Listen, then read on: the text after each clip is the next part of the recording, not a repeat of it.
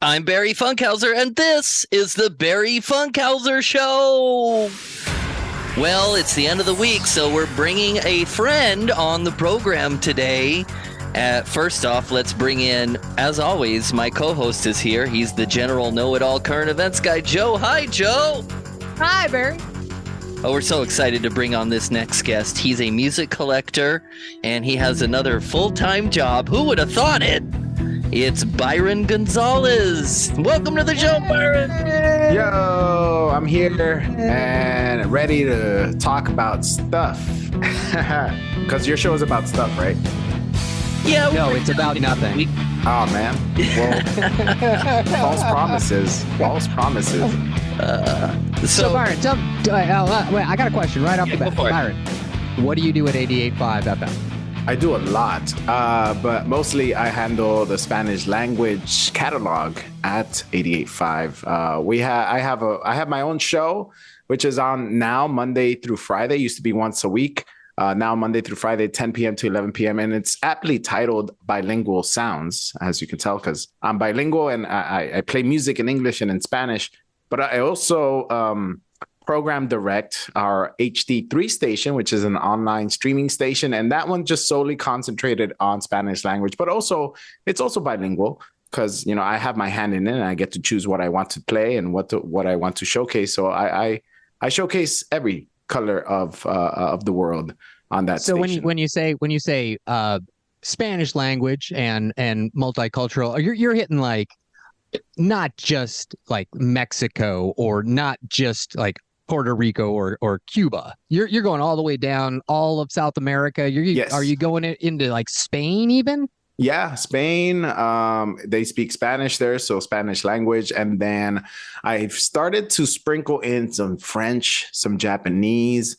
I'm trying to look more into Korean music as well. I'm trying to dive into that and trying to dive into other things. I also highlight Brazilian musicians, so there's a little bit of Portuguese in the playlists. Oh, I brought up Spain because my wife works in language sales. She does sales for a translation and interpretation company out of Oregon, right? Oh. And from what she's told me is that you can't just say Spanish. You can't just say, I want something translated into Spanish, because Spanish is different. There's Spanish from Spain, and then there's Spanish from Mexico. Yeah, exactly. And then there's Latin American Spanish. And then there's kind of like, you know, the Spanish that's spoken in the United States, and they're all kind of the same. You can kind of figure out what people are saying, but it's like the differences I went to Spanish class for a while, and so nosotros tenemos, I can get most of it. You know, I always need subtitles for everything, and you did bring this up before we were talking, Byron, about did you watch the Grammys yourself there? Oh yeah, well, I didn't watch them, but I did get a text from you afterwards about Bad Bunny. But then I found out later that for anybody, I'm an idiot. First off, by the way, let me just say. Okay, so the Grammys are starting, you know, and it's all new, and it's going to be like 6 hours long. And Trevor Noah's hosting, and it's going off. Yeah. Great start. And then they open with Bad Bunny, right? And he comes out with his big fanfare, like all kinds of different sounds. But I can't understand one word. So all I could think of was like, well, maybe Byron can explain it. So I text Byron, I go, hey, Byron, do you play Bad Bunny on that thing? And he's like, well, he's got enough airplay. I don't need to. Yeah, exactly. He does. I mean, he's the number one played artist in the whole world. And he's more. So what he came out in the Grammys with was a tribute to Puerto Rican culture, which isn't most like if you put on a Bad Bunny album, that's not what you're going to listen to. You're going to hear influences of it, but not what he presented at the Grammys. He's more reggaeton. He's more little like reggaeton hip hop. But what he came out in the Grammys was a little bit more traditional Puerto Rico Caribbean sounds. So that's not the full scope of him, but it kind of is because he's kind of punk rock in essence. He just likes to stir the pot. He likes to make statements. He likes to be an activist. But the whole controversy behind the Grammys and Bad Bunny was that when he was speaking in Spanish, the subtitles didn't just say speaking in Spanish. It said speaking in non-English, which is ridiculous. It's just putting Spanish people in a non-category as if they're non-people. You know what I mean? Who's in charge of that? Who do you yell at for that? The closed caption people? Yeah, the closed captioning people at CBS. Oh man. Well, do you know what came out of it, or is it still ongoing? I don't know. I just saw a few TikToks complaining about it and a few. So not only did they not caption it, they said speaking in non-English. Yeah, exactly. How messed up is that? Well, I guess you can guess, but is it French? Is he speaking French? That's also non-English. Is he speaking? Well, those Japanese? idiots out there who think it's all the same language, or you know, they're like, okay, well, he's speaking. So, interesting, right? Yeah. Well, the old guys, all of them speak. None of them speak non-English. Yeah. Non-English. Yeah. Well, it was a good performance. I kind of dug it. That's why I texted you and bothered you on a Sunday going, hey, by the way, do you play Bad Bunny? Because not saying that you would, because that was like a parade came in and took over. Yeah, it did. It looked super cool. I wish I would have watched it live. Yeah.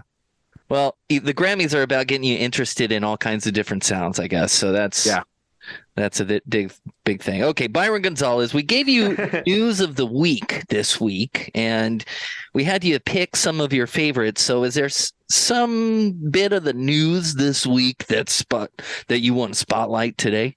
Yeah, well, I'm interested where you got the headline of how much is too much edibles? Like, what is the story behind that? Well, Joe, do you remember? I've had too many edibles. Do you remember? Oh, stop. You've had too many edibles. No, people are like calling 911 because they are pot novices, marijuana novices, and they do the thing that a lot of people do when they are first experimenting with marijuana. You know, they take an edible and they're expecting it to hit real hard within 5-10 minutes. Oh, yeah. So they take an edible and they're like, oh, man, it's been a half hour. Do you feel anything? No, I don't feel anything. You know what? I'm going to take another one. Oh, you know what? I'm going to take two more just in case. And so I was telling Barry that it's really akin to, that Wolf of Wall Street scene where Leo and Jonah Hill are taking the Quaaludes that are like 20 or 30 years old and they don't hit right away. And so they take a couple more and then they get on the treadmill to get their metabolism up. So we got to get this going into our bloodstream. And then it just like all hits at once. And it's like everything slows down like this. That's what's happening with people and edibles. They're not hitting it, taking way too much. And then when it all hits all at once, they freak out and call 911. Yeah. And they turned one of our local news channels turned it into a hit piece here. Listen. Oh, really? From cannabis-infused soft drinks to red velvet and pecan shortbread cookies to assorted flavor candy drops, even gelato sour gummies. Weed edibles are a booming business in this country, averaging $1.38 billion a year. A lot of people feel like their muscles are super relaxed. Danielle Bancroft is the manager at Exotics on Highland, a dispensary that sells a large variety of edibles. This would be a sativa and then this would be a hybrid. So if you're looking for like a balanced high, if you experience pain, but you're not really looking to fall asleep, a hybrid would be nice. But not knowing exactly what you're buying and the dose of each edible could land you in the emergency room. It's definitely something that we're seeing more frequently now compared to, say, 4 or 5 years ago. Dr. Michael Levine is a medical toxicologist at UCLA Medical Center. He says the number of people rushing to the emergency room because of a bad experience with marijuana use is growing. And surprisingly, the people most affected are senior citizens. They're becoming unsteady and they're falling and they're breaking a hip or they're hitting their head or they're having some other injury that is a result of their being unsteady as a result of eating the cannabinoid. A new study by the University of California, San Diego revealed cannabis-related ER visits between 2005 to 2019 increased a whopping 1,800% among Californians over the age of 65. The potency of marijuana that is being consumed now is very different than the potency of marijuana that was consumed in the 60s or 70s. The Department of Health and Human Services recently reported that marijuana currently cultivated and sold contains 3 times more THC compared to levels 25 years ago. A big issue is a lot of people don't know dosing.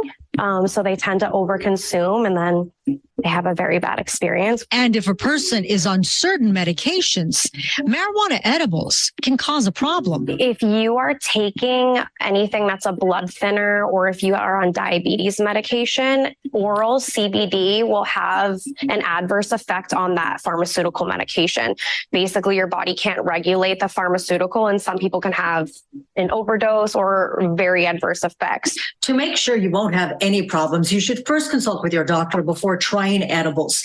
And if it is your first time, whether it's for recreational or medicinal purposes, you should start out small, perhaps a 5 milligram dose. If you've never experienced edibles before, I always tell everybody to do a little bit of research before you come in. A big thing is asking questions.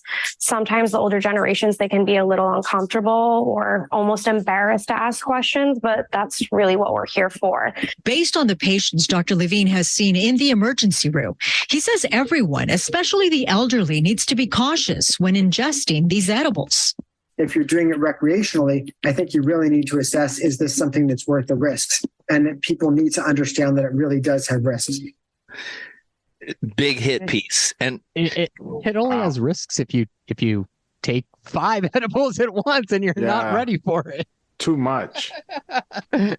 Well, I just realized this is a hit. This is attention seniors. This whole thing for seniors. Yeah. Maybe I was too high to hear it. Right. Because seniors are taking the pot. They don't understand what's coming, and then they get all disoriented and they fall and break a hip. Oh, and yeah, because the last time is a big deal.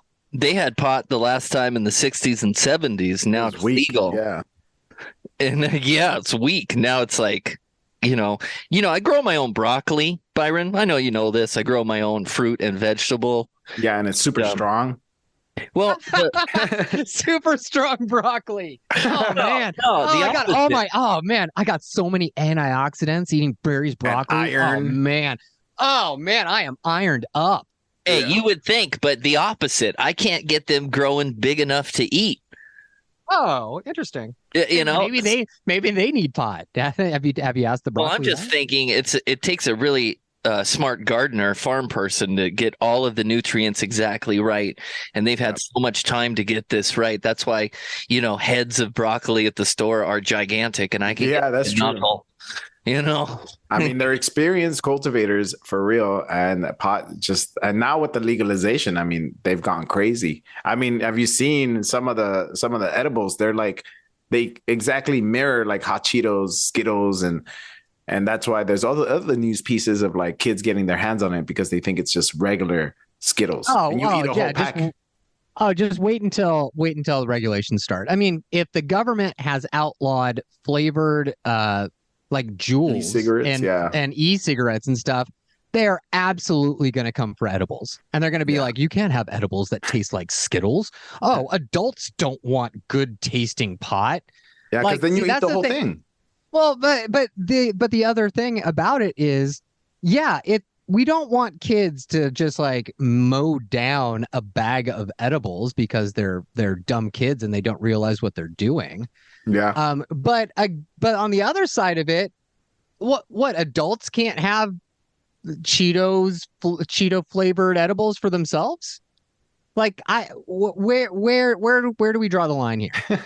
Like why? So what? So in the future is like blueberry yum yum Ludacris's favorite strain of pot? Is that going to get outlawed because it just when you smoke it just tastes too good? We can't have that.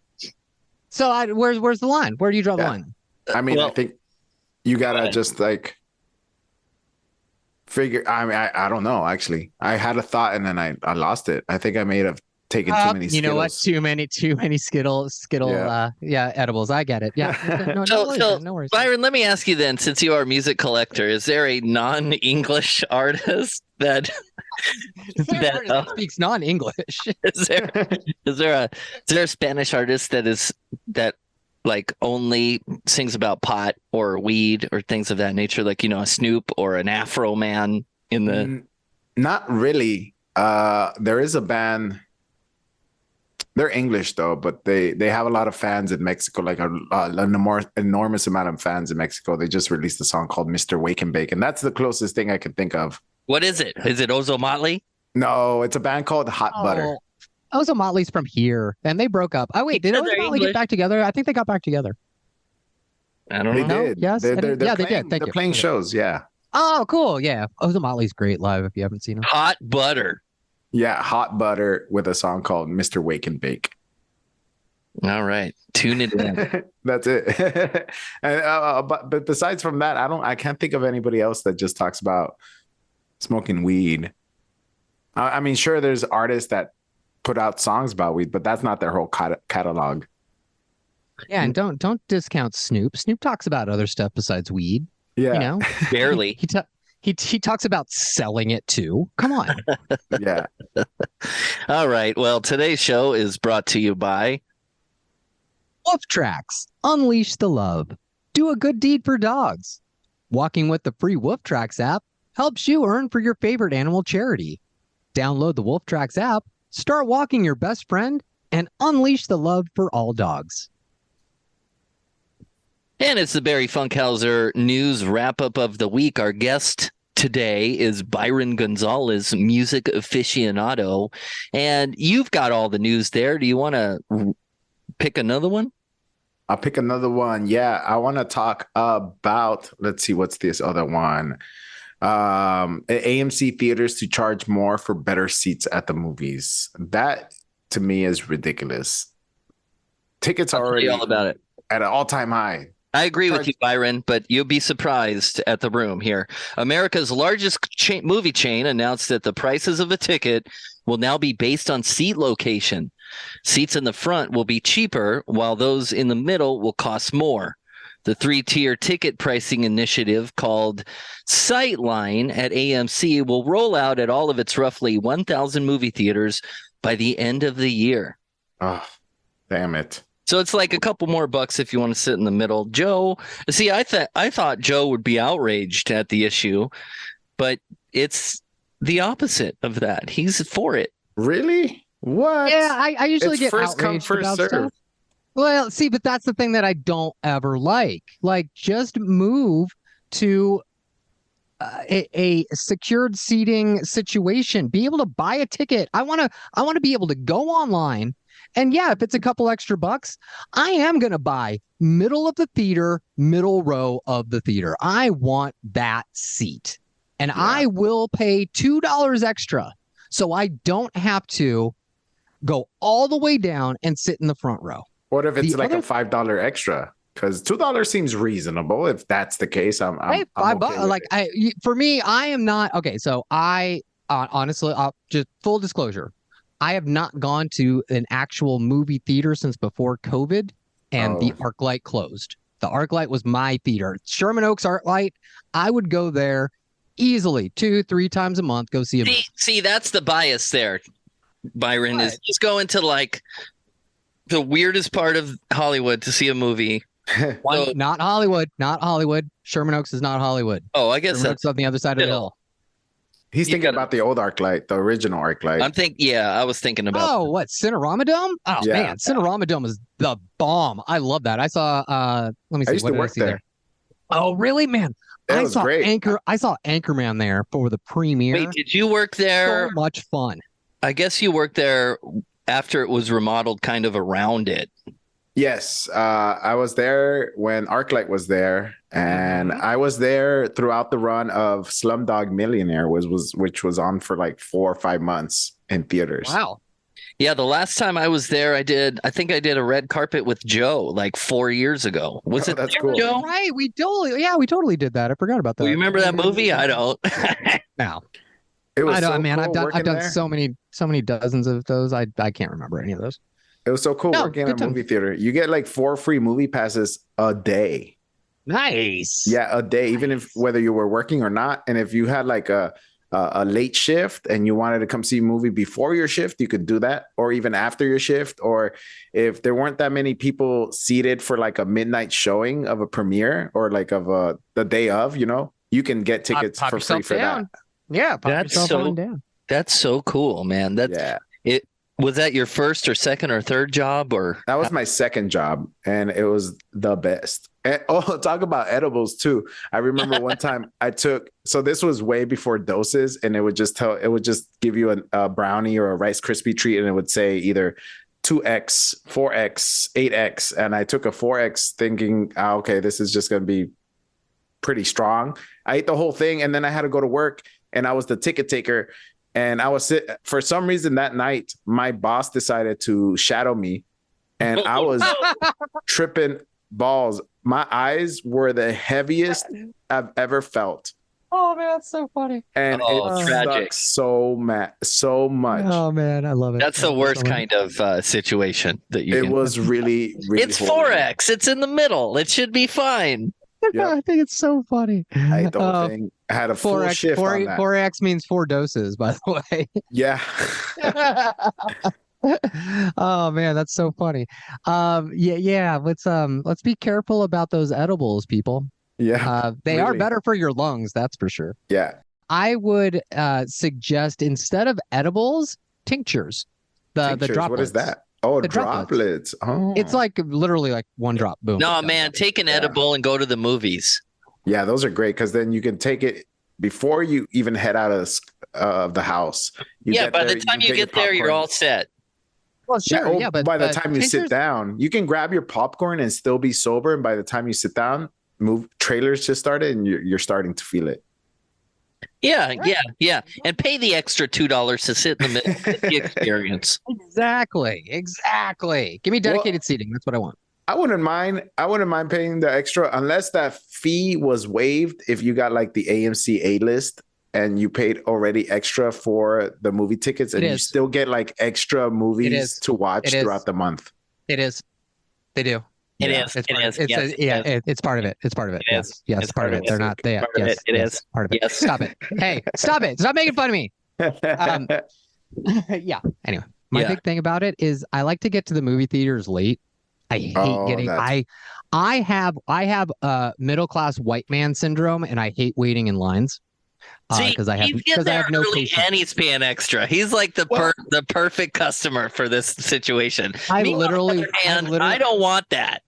Even now, literally get to the movie theaters like 2 minutes before the actual showtime. I don't care about previews. I saw the trailers on the YouTube. Yeah, exactly. Well, even without the paying extra, you can still show up late. It's all assigned seating. But now it's just about like getting the tickets like bought like 2 weeks in advance so you can have that middle seat without paying extra. And Joe said there's too many movie theaters. So like, and I agree, when I go to mine, there's like 2 people in it. So that middle seat's always going to be empty. That reminds me, I gotta buy some Ant-Man and the Wasp tickets right now so I can get. You better get on it. Oh, the other thing about the AMC, it only applies to movies after 4 p.m. So all the matinees, you can still do like get that middle seat, buy it, and it's still the same price. They're always just do matinee. Yeah, see, me too. It's not even going to affect me. Yeah. I don't like AMC theaters anyway, but I probably won't go to an AMC theater. I prefer Regal now since ArcLight is gone. But yeah, I get it. Movie theaters are having a tough time, and they got to try to monetize a little bit. And there's going to be people that want a more premium experience, and will spend the money to do that. If it's a reasonable price, like you said, like $10 more, way too much. $5, probably the max. $2, great. Yeah. Just don't be like Disneyland and make it so extremely expensive to get like a premium experience that it prices out everybody. Right. You know, Yeah, that's what they're true. trying not to do. They're trying to not price out everybody, so they're still allowing, some flexibility there. But if we want to still have movie theaters in 10 years, That's what we gotta do. We gotta let them make a little bit more Fine, money. gouge me. Fine. I'm okay with it. Saying gouge. I'm not saying gouge. I bring my own popcorn anyway. Yeah, Yeah. there you go. See, save money. So, Byron, is there a non-English musical artist? Is there a We're Spanish never gonna artist let that go now. that is also in the movie business? For example, somebody who's a singer that has like a recurring role on TV in Oh these yeah. films or something like that. Pitbull. No, not Pitbull. counting the ones we know, Joe. Because I was gonna say J-Lo. Yeah, she does. No, there's a really cool artist, but she only comes out in like English and non-English TV shows. It's Jimena Sariana, and I play her a lot. And she came out in this show called House of Flowers, Casa de las Flores, and it's a great, like, funny novela type Netflix show. Okay. So spell her name for me. It's Ximena. No, Ximena. See, I'm glad I asked. Yeah, it's with an X. Ximena. Yeah, And pronounce it again. Jimena. Jimena. Jimena. Like HE, Jimena. Man, you have lived here your entire life in Southern California, and you are horrible. Hey, you couldn't do any better. With Spanish. Yes, I actually can. Okay, next time I'll ask you. Okay, next time it's all on the onus is on you, brother. All right. I'll put it on me. I'll show you that I can't speak Spanish, but I can still pronounce things correctly. What was the show she was in? The House of Flowers. Casa de las Flores. Casa de las Flores. Yeah, and they have English subtitles, so I recommend That's my it. favorite new discovery, man, is English subtitles. Interesting. In foreign language, in all kinds of stuff. Like you can hit the English button. Yeah, that's what I love about Netflix and all these streaming channels, that they have that option now. Before, I used to subscribe to DirecTV, and it was only some of the movies that you can do that to. But now it's everything. Yeah, so cool, man. Okay, so one more story before we get out the door for the week. Do you have one in mind there, Byron Gonzales? Yeah, I think I want to do women found alive at funeral home after being pronounced dead at the nursing facility. Like, Man, how okay. do you, all the how do best you mess stories. that up? I love it. How do you This mess is that up? always the scariest thing that somebody can go through. You know what I mean? Like it's like the most frightening thing that you can experience. I would think. Would you, being not dead and considered dead? But how do you, like, do they not check the pulse? Did her pulse stop for a little bit? Like, how does that happen? Well, we'll hear all about it here. Listen. Okay. A routine day at the O.B. Davis Funeral Home took a stunning turn when an 82-year-old woman pronounced dead was found to be alive and breathing. Cannot even imagine. Awful. I can imagine the shock for the families and friends to see the person who was actually dead and that's starting to breathe. According to Suffolk County Police, the woman was at Water's Edge Rehab and Nursing Center in Port Jefferson. Police say she was pronounced dead at 11:15 a.m., transported to the funeral home at 1:30, and was discovered breathing by 2:09 and taken to a nearby hospital. My sister texted me to send me a thing. I was blown away. Yeah, no, that was pretty scary. Scott Burkmeyer's mother had been a patient at that rehab center. She was discharged 2 weeks ago. This news hits him different. Yeah, I don't know who was running the show, or there's obviously a lot of incompetence there somewhere, at some level. The nursing home did not return our request for comment. The funeral home, which discovered the woman alive, said in part, "We are not in a position to comment further on this matter." I have a neighbor who was at that rehab for probably 9 months, and it could have been anybody, could have been my relative. So it's got to be very upsetting. See, So that's exactly. how it Exactly. They could not be reached for comment. That's crazy. Cannot be reached. No accountability there. Well, all those TV lawyers are salivating Right. Oh, this is a lawsuit. Yep. Are we going to see this on Judy Justice? I mean, we need the end of the story. Like, she died an hour later. Like, she's an 82-year-old woman that's obviously almost dead. And then so she did die. Did she? We don't know. We don't know. We haven't followed up yet. We have no end. I don't know if I think the reporter just left town after the story, and we'll never know. No follow-up news. Nothing. Never. That's it. That's it. Done and done. Yeah, but it brings up an interesting story about the dead.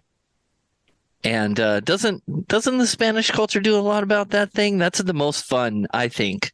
There's two things I love about the Spanish culture. That is "Los Dia de los Muertos" and Hey, come on, hold on. Let's pronounce that correctly. Please. Dia de los Muertos. Thank you. And say it. Dia de los Muertos. There you go. Yay. And then the one, I think it's called Fiesta in Santa Barbara. Fiesta. It's like my favorite time of the year. It's in you know August about that, Byron? No, I don't know about that one. Yo, tell me about it. I don't frequent Santa Barbara that often. Oh, you know what we're going to do? It's like the number one thing to do as like a local tourist is you hit Fiesta on the week of Fiesta, where everybody's in their colorful clothing and their hollowed out eggs with confetti in them. And no. When was the last time you went to Fiesta in Santa Barbara? I just watch it on TV lately. Oh man. Okay, so let me tell you about Fiesta. I lived in Santa Barbara for a while. Because you're all about it. Awesome. I loved Fiesta. Fiesta was the funnest weekend of the year every single year. That's all cool. Of Santa Barbara transforms into it's like the equivalent of the Chinese New Year festival in downtown Los Angeles. You know, the one that happens for like a week. Take that, add a Spanish theme to it, and it's like a 5-day weekend of just parties. And it's fantastic. They have a full parade down State Street. They have up to 5 different stages in different areas of the city, and they have bands playing all day long, all kinds of bands, like Spanish bands from Mexico. They have local bands just singing in English, whatever. They got like Americana bands coming out. They got like mariachi bands. They got like Mexican cowboy music, which is fantastic. Like, I don't like country western music, but man, Mexican country western music is fantastic for some reason. I don't know why, but it's just like so much more soulful. Anyway, much good food. That's cool. Literally, Santa Barbara gets about 100,000 to 150,000 guests in Santa Barbara for that weekend. It's always the first weekend of August. I guarantee you, if we go on hotels.com right now, we will probably not find hotels. It's probably already still. Yeah, but Old Spanish Days. There it is. Yes. Is that what it's called? Because we don't know I was still trying to figure out why there's a big giant party there. But it's called Old Spanish Days, huh? It's been there for 100 years or something. They've been partying for 100 years, and they start at the Mission Santa Barbara, and they dance on the Mission, and it's a bunch of stuff. I recommend it. If you have not experienced Old Spanish Days Fiesta in Santa Barbara during your life, please do yourself a favor. Yeah, take the 90-mile drive west of us. Go to Santa Barbara for that weekend. You will not have a bad time. You cannot have a bad. It is impossible to have a bad time during Fiesta. Literally, all the other businesses in the entire city shut down except for bars and restaurants. Like everybody else is just like. Oh, and they cash in on that day too.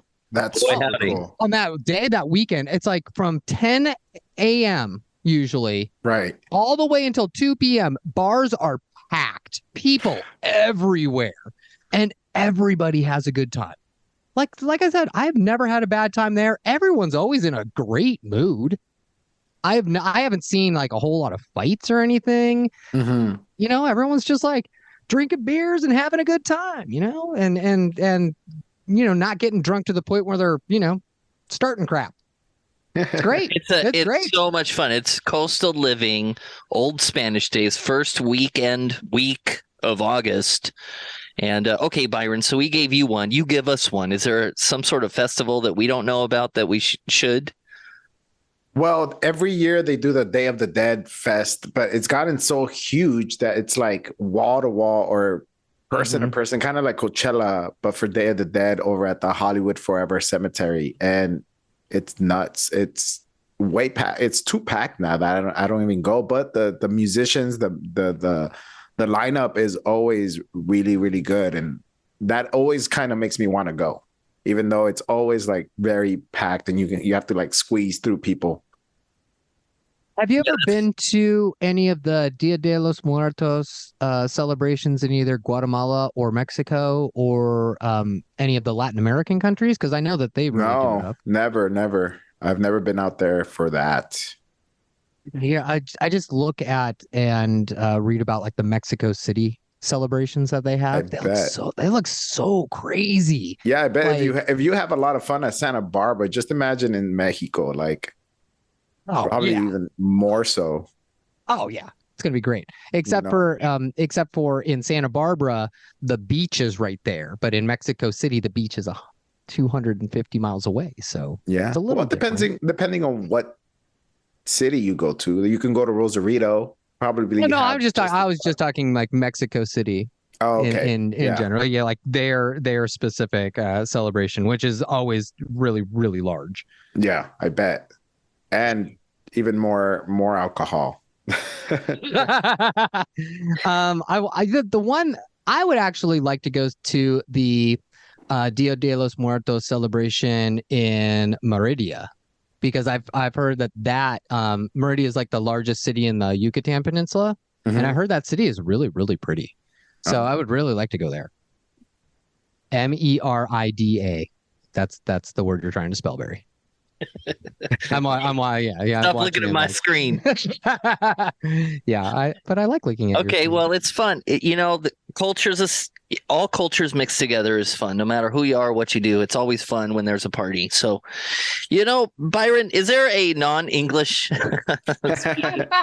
You know what? I'm gonna call my show. It's titled Bilingual Sounds right now, but it's gonna be non-English sounds from here on. Sounds moving forward. I love it. Is there one of those that talks about the dead a lot, or throws a party all the time, something like that, some of that nature? Somebody that not at the top of my head. Not really. Somebody like Oingo Boingo that comes around every Halloween. Ozo Motley probably does. Yeah, I think Ozo Motley. I think Café Tacuba, they do a lot of that. They dress up. They definitely been at the Day of the Dead festival in the past and have put on like an amazing show and have put on amazing costumes while they're performing. So Café Tacuba and Ozo Motley. I've seen Café Tacuba on New Year's Eve shows on TV. Really? That's cool. And maybe Warped Tour once. Yeah, they're that big. And now 88.5 is spinning it in regular rotation, so I'm sure you heard that. Yeah, so cool. Tell us more, Byron Gonzales, about that thing, that radio thing that you do. How did that get started? Tell us all about it. I was very lost as like out of high school. I didn't know what the heck I was gonna do. You were just sitting there watching movies.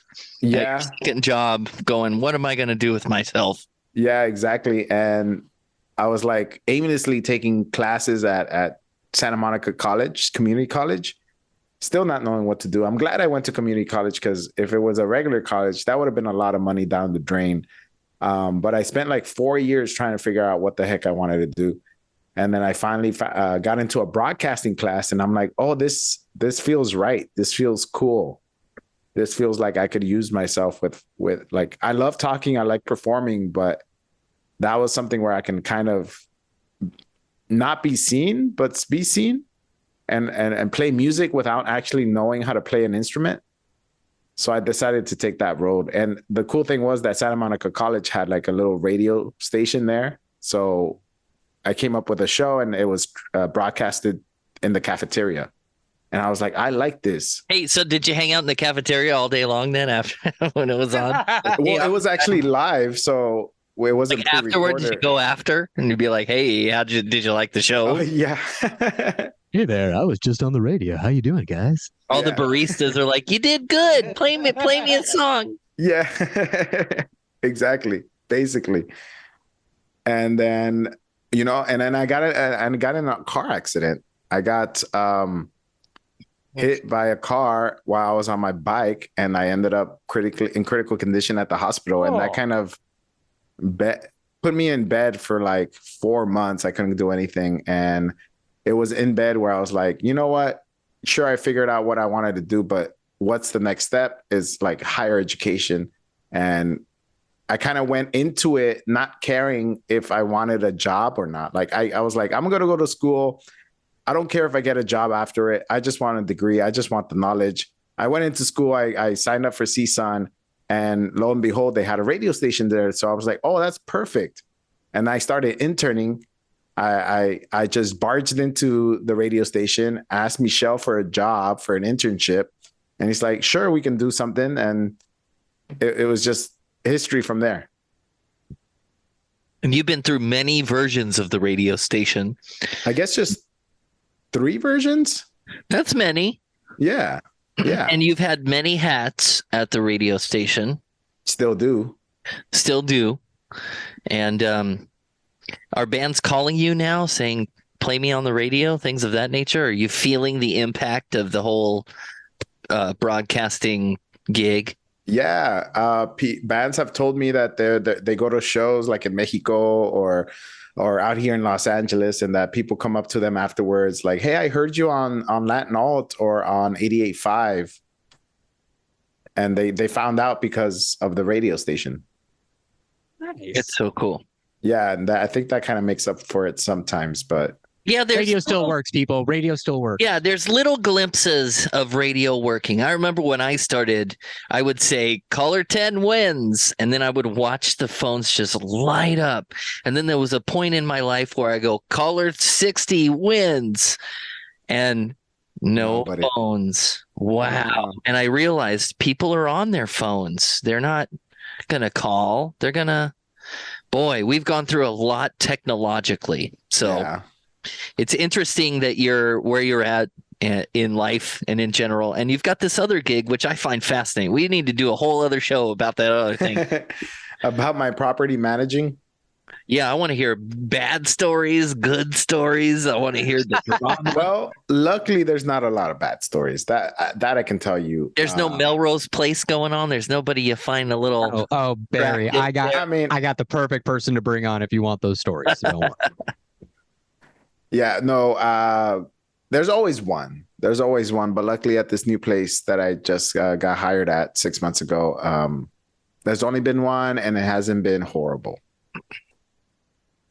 All right. Well, Byron Gonzales, thank you very much for being on. We'll have you on again. Hopefully you won't have any horrible stories, and we're going to dive even deeper. Hopefully you will have horrible stories. I don't want to, put any horribleness on you, but I just want good stories for our program. So I get that. Find some crazy people and give them an apartment. Like, just for our benefit. I need you to rent this apartment for content for a podcast. Exactly. I need you to be crazy in this apartment so I can go on this podcast and I can talk about your craziness. See, it works out for everybody. Yes, exactly. All right, Byron, before we go, tell people about your show, what's going on next week, how they can listen, things of that nature. So there's many ways to listen, which makes it great. It's just very versatile and no excuses on, I couldn't tune in. You can tune in on the radio if you're in Southern California at 88.5 FM on the dial, or you can tune in on the website, the socalsound.org/live if you want a little shortcut. You can also tune in on our free app that's available in the App Store and Google Play, or the iHeartRadio app or the TuneIn app. And my show is called Non-English Sounds every Monday through Friday, 10 p.m. to 11 p.m. And I don't just play. So I've started just incorporating just more general music as well. So it's not an exclusive playlist of just Latin musicians, but I also put in music from people of color and all walks of life. See, that's why it's not Latin sounds or Spanish sounds. It's bilingual sound. Exactly. But some people can't seem to get that, and they still say, "Oh, why isn't your whole playlist of just Latin musicians?" No, because I'm waiting for you to play some Uzbeki English fusion crossover. Oh yeah, pronounce that one that I couldn't before. Jimena?